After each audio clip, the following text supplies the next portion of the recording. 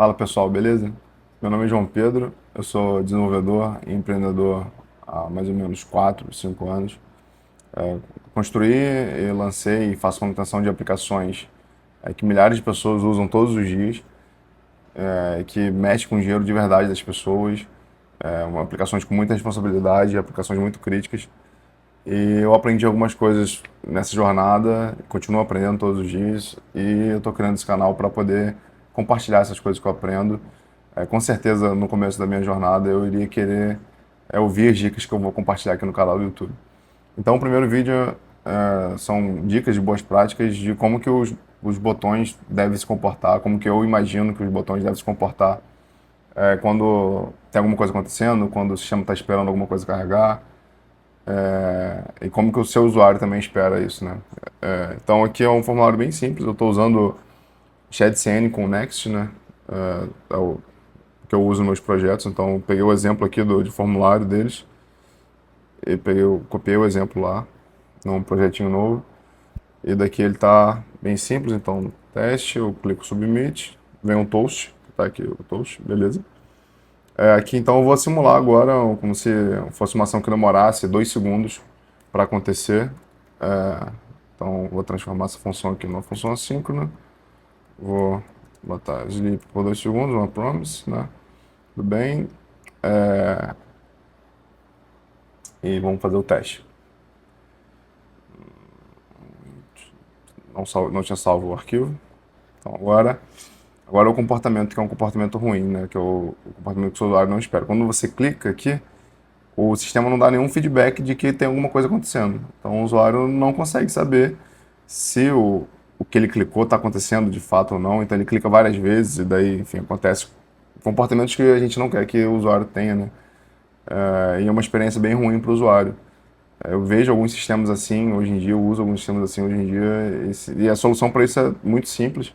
Tem várias formas de solucionar, né? Nunca vai ser uma forma só para solucionar um problema. Então aqui a gente pode fazer uma coisa bem simples, tipo criar um estado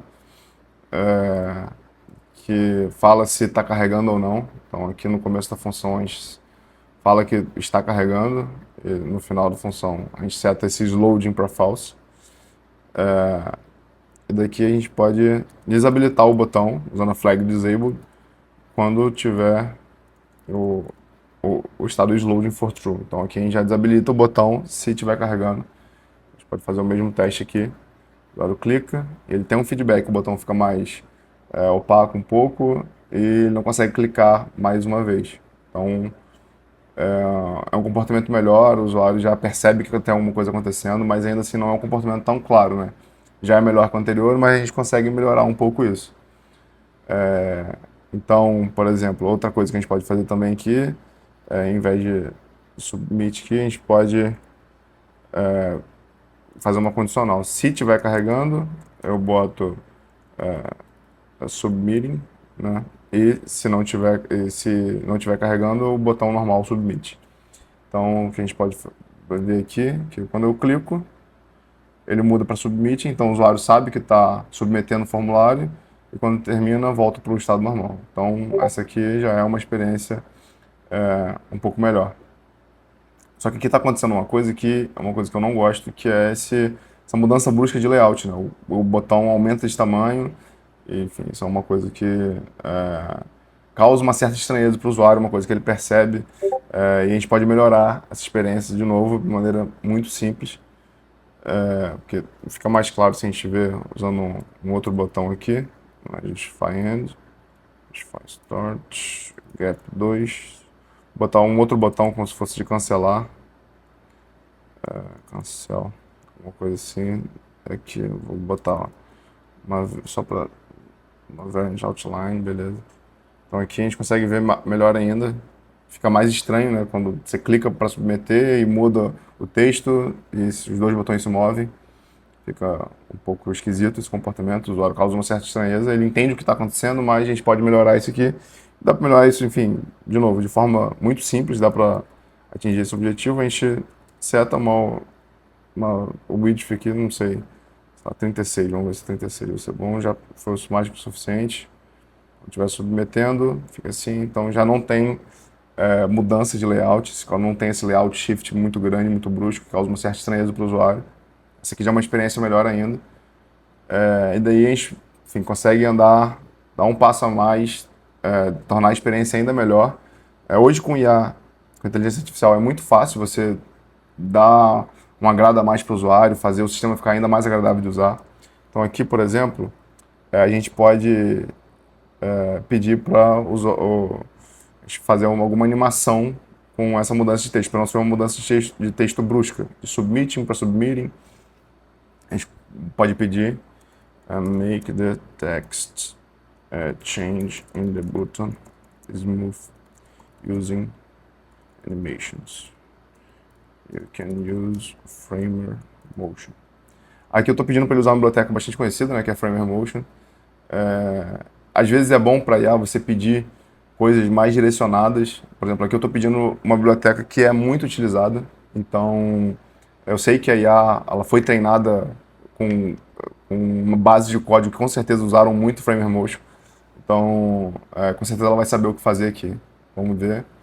Vamos pedir para ela gerar alguma coisa que melhore essa experiência. Isso daí está pedindo para instalar, beleza, vamos instalar.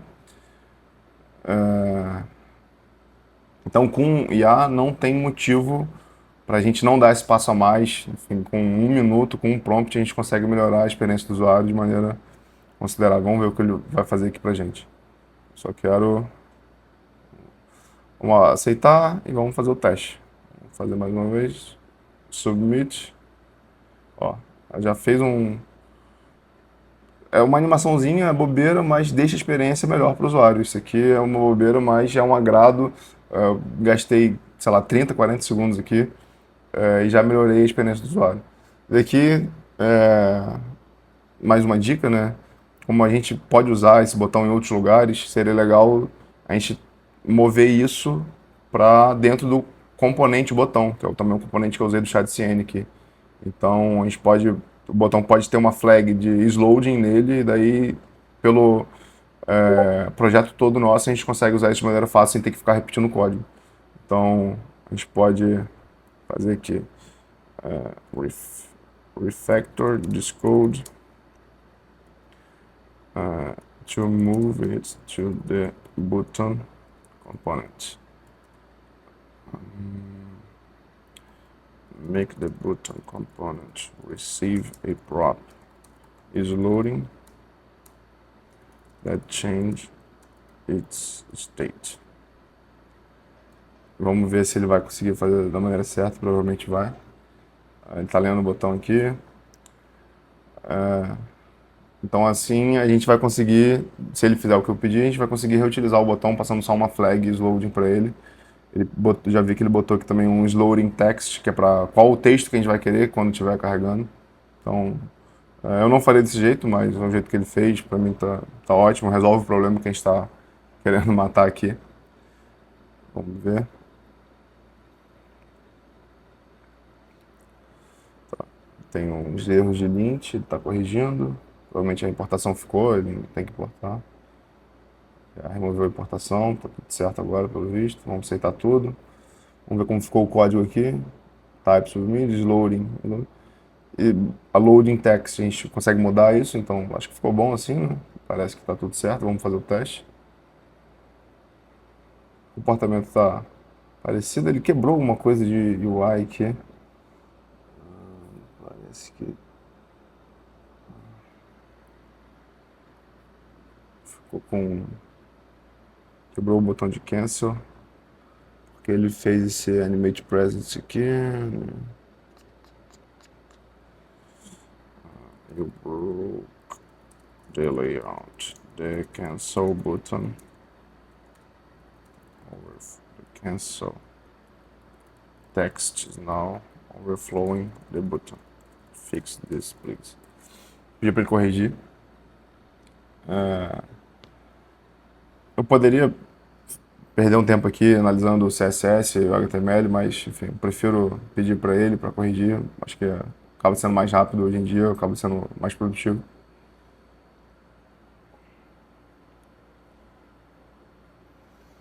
Vamos aceitar. Tá certo agora. Submit, submitting.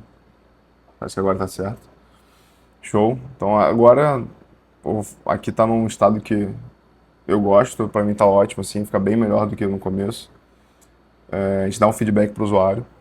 E aqui eu vou dar mais uma dica extra, também relacionada ao botão.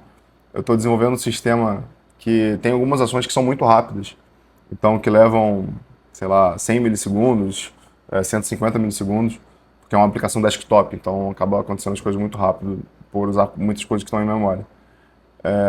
Só que os usuários às vezes acabam achando que nada aconteceu quando o estado de loading é muito rápido.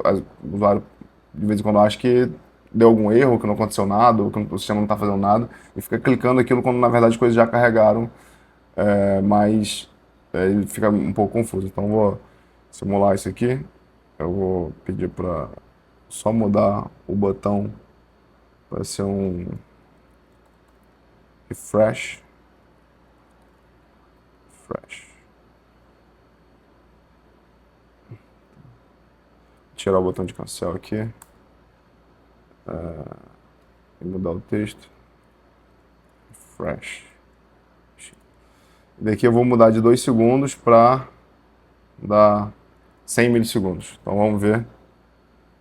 Você vê que é tão rápido que você parece que não está acontecendo nada, parece que está com erro, né?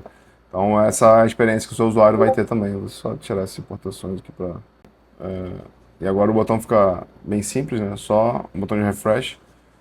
E quando é muito rápido a ação, parece até que as coisas não estão funcionando, então o usuário vê isso com certa estranheza, uma experiência estranha para o usuário. Por mais que o nosso sistema esteja muito bom, ele está carregando as coisas muito rápido, não causa uma experiência tão boa assim no usuário. Então o que a gente pode fazer aqui é uma técnica de bounce, que é você fingir um carregamento mais devagar para poder dar uma outra experiência para o usuário. Então, aqui eu vou pedir para ele criar create de bounce is loading to a mean loading time of 500 milissegundos. Então, eu vou pedir para ele criar uma outra variável chamada de bounce and loading, que vai ser o tempo mínimo de carregamento de 500 milissegundos. Por mais que a ação... então, o comportamento que eu espero que por mais que a ação demore 100 milissegundos, ele vai esperar 500 milissegundos para terminar. Então, vamos ver. Viu que já fica melhor, já espero mais um tempinho antes de mostrar que a gente pode aumentar esse tempo, vou botar 1 segundo aqui.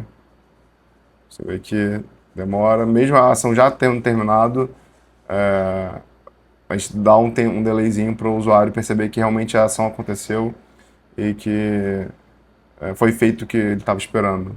Antes ele poderia achar que ele não tinha feito nada de tão rápido que tinha sido feita a ação.